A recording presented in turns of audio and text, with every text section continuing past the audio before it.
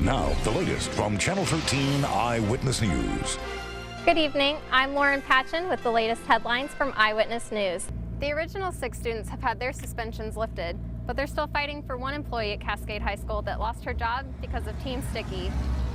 The sheriff's deputy busted through this window and couldn't reach the baby, so he came around to the back, busted this window out, and was able to save the 7-month-old. What you need to know about fireworks as the 4th of July approaches. I'll have that story tonight on the Night Beat. I'm Lauren Patchen. The grass isn't the only thing that's been getting dry. Tonight on the Night Beat, we'll tell you why the real estate selection is also dry. What you need to know to keep your home safe from burglaries and why police are asking for your help. I'll have that story tonight on the Night Beat. The burglars are going door-to-door knocking, and if someone does answer, they might try to sell you something or ask for someone by name that doesn't live at the house.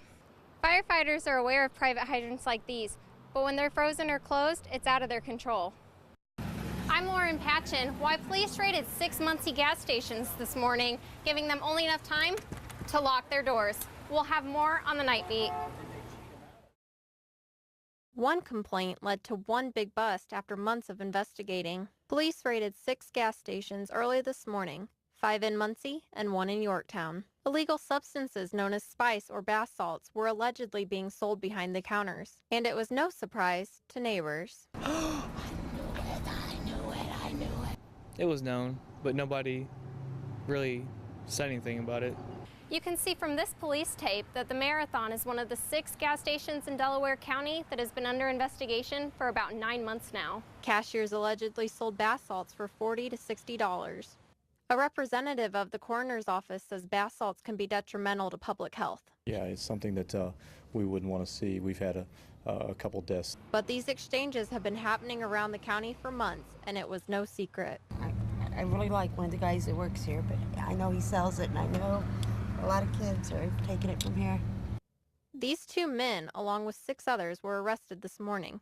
They face up to 7 criminal counts each. What happens in handcuffs and the whole thing's taped off? The prosecutor said this has been an ongoing investigation. It certainly went smoothly with the cooperation of a lot of different law enforcement agencies in Delaware County and some help from outside counties. Neighbors are happy to see something is being done. That was bad. You know, that is a drug that shouldn't even be on the market. You know that. The prosecutor filed for control of all suspects' assets, including their business licenses. He hopes it will send a message to stop the selling of illegal substances. Lauren Patchen, Channel 13 Eyewitness News. I'm Lauren Patchen. What you can expect to see in the grocery aisle as the drought continues, I'll have that story tonight on the Night Beat. The drought is drying out Indiana farm fields and could soon dry out your wallet. On average, farms have already lost about 20% of corn crops and about 15% of soybeans. Owners from the Clark family farm are already hurting from the lack of rain. Not going to be near as much a crop out there. You can see him digging for a seed that should already be 4 to 5 inches tall. It's going to be a hard year for a lot of people. Looking ahead to next season, Clark already knows he's going to have to tighten his belt, and it'll affect companies that he's buying his equipment from. Experts say in the next year or so, prices of food items such as produce, bread, cereal, eggs, and milk could increase so that farmers can fulfill their contracts. They had agreed to sell corn or soybeans before the year started, but if they don't have the corn or soybeans, they have to go into their own savings to fulfill that contract with cash, and that's where it's really going to hurt them. Shoppers already anticipate the price increase. I mean, it's no surprise that it's going to affect everybody in the long run. In the last 5 years, you haven't seen a pay increase, you've seen pay cuts, so your salaries aren't keeping up. One shopper shares advice. Sunday papers, getting your coupons out, and just trying to save and get going only to the grocery store when you can get sale items. Even with the sun burning down, Clark hopes for the best. Oh, it can always get, rain will help if it would rain. Lauren Patchen, Channel 13 Eyewitness News. A fatal railroad accident in Missouri left a reminder about our safety near the tracks. In Avon, railroad tracks are easy to access. Here's one going across one of the main roads. But knowing the danger is important and sometimes forgotten.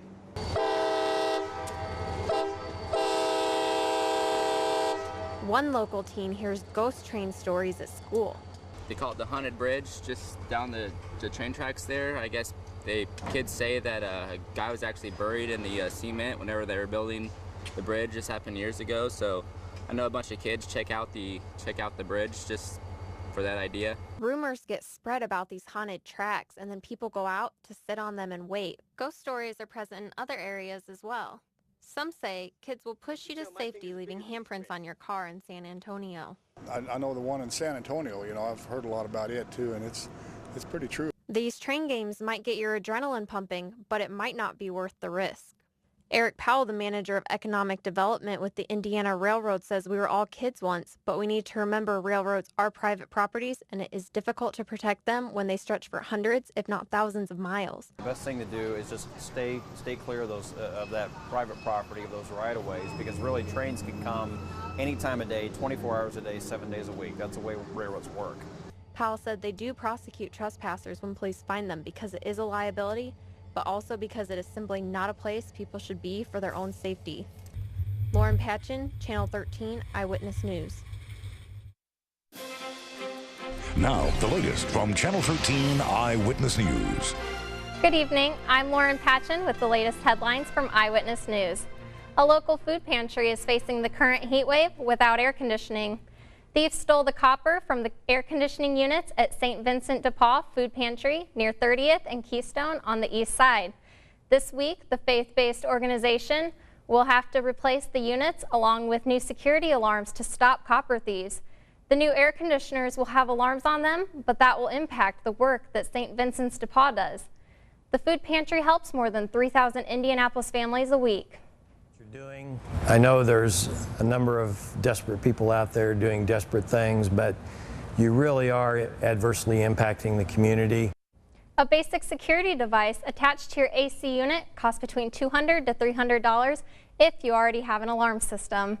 If you boat or fish at Indiana's lakes, be sure to stay away from the blue-green algae that's formed on the surface. Those blooms can make you and your pet sick.